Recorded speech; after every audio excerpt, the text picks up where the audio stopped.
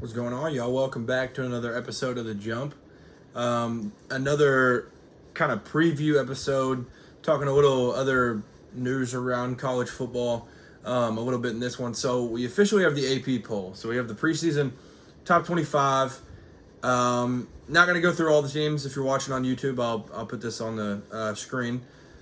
Texas 1, Penn State 2, Ohio State 3. So that was really the big change, was that in the coaches poll, Ohio State was 2, Penn State was 3, but they made it different in this one. So we'll have 1 at 3 to start the year. Clemson was higher in this one, which I agree with, at 4. Georgia 5, Notre Dame 6, Oregon 7, Alabama 8, LSU 9, and Miami 10. So you don't see the Big 12 represented until 11 with Arizona State. Yeah, I think it's a solid list. I think it's a great list overall. I like this much better than the coaches poll. I will say that. Just how it would be similar to my personal rankings, how I would do it. The biggest complaint with the coaches poll is that BYU was in there for some reason, even after Retzloff transferred. And then the fact that Oklahoma wasn't in, which I don't know if they'll end up being a super good team anyways, but I think they do deserve to be in. They were 18 in this, so yeah, I think it was an absolutely nailed top 25. I think they killed it. So comment, let me know what your all's thoughts are on that. Brett McMurphy did tweet. He quote tweeted the top 25 and said at least one team that started the season unranked finished in the top 10 in the final AP poll in 29 of the last 31 years. Which unranked team finishes in the top 10 this season? So if you can't tell by the title, this will be a Big 12 preview. And one of the teams, this is going to be a giveaway, but I think Utah. Utah's unranked. I could see them being undefeated or pushing it and being a top 10 team when it's all said and done. So Utah's my team for that. Let me know if you have a different team. Throw a comment and let me know who you think could be the team that goes from unranked to top 10 in the final AP poll. Moving on from that, some of the news around the nation right now. One bit of news, which was super expected, was Ty Simpson was named the starting quarterback for Alabama. And then the other news, this came out, I believe, this morning, maybe late last night as I'm recording this. John Mateer Venmo transactions were leaked. So back in 2022, November 20th, 2022, he sent something to a man named Richard. Sports gambling, UCLA versus USC. So that game ended up being, I think, 48-45, and that was sent like the next day. He also paid the same guy the same day, sports gambling, and it didn't have a game affiliated with that one. But, yeah, I think it's interesting. I think it is funny to think about, like, if this was like somebody's third string DB at, like, I don't know, Texas State, like, this dude's definitely getting in trouble, getting suspended, all this stuff, but, like, he's a starting quarterback of an SEC team. I feel like they're going to figure it out, and which I don't have a huge problem with players doing the sports gambling anyways, as long as it's not their own, which this is his own. So, but it's just super interesting. It'll be a fun story to follow. But Mateer did put out a statement saying, which I'll put this on the screen as well if you're watching on YouTube. The allegations that I once participated in sports gambling are false. My previous Venmo descriptions did not accurately portray the transactions in question, but were instead inside jokes between me and my friends. I have never bet on sports. I understand the seriousness of the matter, but recognize that, taken out of context, those Venmo descriptions suggest otherwise. I can assure my teammates, coaches, and officials at the NCAA that I have not engaged in any sports gambling. So, I don't know how funny of a joke sports gambling with UCLA and USC in parentheses. I don't know how funny of a joke that is, but I can see where there'd be a sense of humor where it's like, oh yeah, this is like the illegal thing. Like I think at the time he was a redshirt freshman, so I could see how that would be maybe a joke between friends. But I think you do have to kind of read the room a little bit. You gotta read it a little bit. So yeah, I'm sure there will be more come out with it soon, but I know they're all looking into it as we speak. And, yeah, it's just one of those off-season news. I mean, the fact that this is, like, the number one storyline in college football right now is, like, the season's got to get here. Like, we are right there, and these are the things that are keeping us distracted as college football fans. On to the Big 12 preview. I believe, in my opinion, this is the most wide open conference I've ever seen in my entire life. Like, going through this, I've already completed all of my previews. I did the ACC last week. Go check that out if you haven't yet. The SEC, Big Ten. All of them had a little bit of like a consensus. Like there was a group at the top, or there's a couple players where you're choosing from. Like I could have like repicked the entire schedule, redone everything, and I could get a different outcome entirely every single time.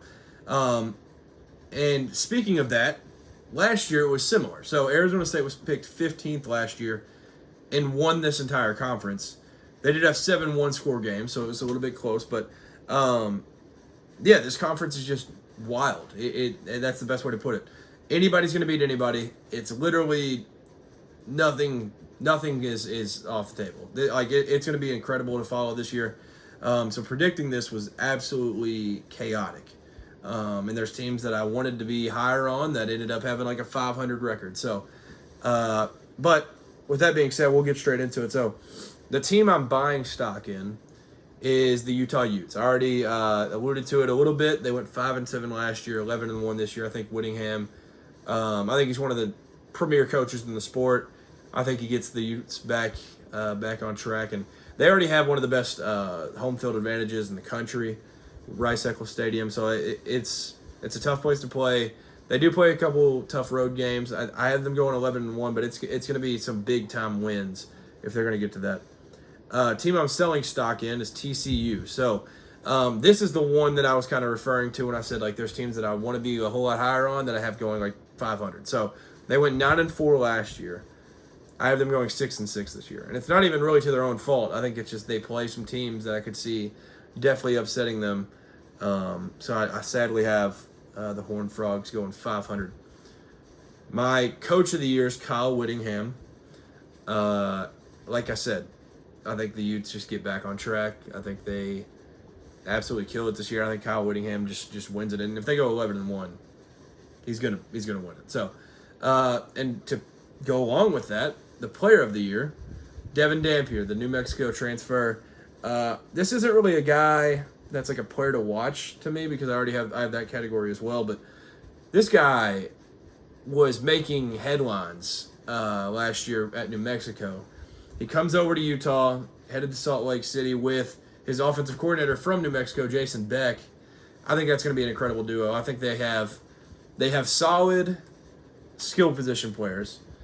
He's an elite quarterback, and they have one of the best offensive lines in all of college football. Top 5, top 10 offensive line. So I think Devin Dampier does it. I think Utah is the team to buy stock in. I think Kyle Whittingham wins Coach of the Year. So all the things alongside Devin Dampier. So moving on to the player to watch. This one took a while because there's almost one on every team that you could find, but one stood out among the rest, which is a little contradictory because, I had the team that I'm selling stock in be this team. So Jordan Dwyer of TCU, he gives Josh Hoover a second elite weapon other than Eric McAllister, which I think that'll be very good this year. I think they'll put up great numbers. I think they're going to win a lot of games, but 6-6, 7-5, it'll be somewhere around there in my opinion. But Dwyer last year at Idaho, in his first year of playing like real snaps, 1,192 yards, 12 touchdowns. This guy's an absolute gamer, a baller. Jordan Dwyer is my guy to watch and to look out for in the Big 12. I think he's going to be special. I think Eric McAllister is going to be getting all the number one corners matched up on him. This guy comes over after 3 years of experience at Idaho, comes to the Big 12, and I'm not sure if he's going to produce quite the same numbers-wise, but I think he'll be elite, and I'm excited to see what Dwyer can do in Fort Worth. And now to the championship matchup, I have, shocker, the Utah Utes beating the Arizona State Sun Devils. So I know there's a lot of people that are not super high on Arizona State, or some people are really high on them and they think they're back in the playoff this year. I'm kind of in the middle, but I do think they win a lot of games. I think just winning games is the bare minimum. I think they're going to do that. So I think that's going to be the championship matchup. I think Utah, I mean, they've got experience winning conference championships with Kyle Whittingham. Arizona State, they played really well. I mean, I brought up they had 7 one-score games last year, but they also probably should have beat Texas. They beat Iowa State pretty handily. So, like, they beat really good teams last year. And I'm higher on the fact of them bringing in Kanye Udoh than most people are, because I know Kanye Udoh's not Cam Scatterbo, but he is a dang good replacement. And then they still have Jordan Tyson, the best receiver in the Big 12. So, that's my preview. It's going to be a short video. I'll put out the post on this soon. So make sure to go follow the socials. You'll see that. And I post quite a bit on all social media. So go follow it all. It's the Jump Sports on everything. The Jump Sports _ on Instagram. But yeah, I guess that'll just about do it for this. It was a very quick preview, but I'm filming this at 2 in the morning. So I wanted to get this out for you guys. I have the SEC and Big Ten still to come out, so make sure you check those out as well. Leave some comments, whether it's about the AP poll, about maybe you think I'm an absolute clown for some of my thoughts on the Big 12 preview. So just sound off in the comments. I'm excited to see what you guys think about it. And yeah, have a great rest of the week. Enjoy the next couple episodes that I'll have coming out this week and next. So thank you for tuning in. Have a great rest of the week. Leave some comments, and peace.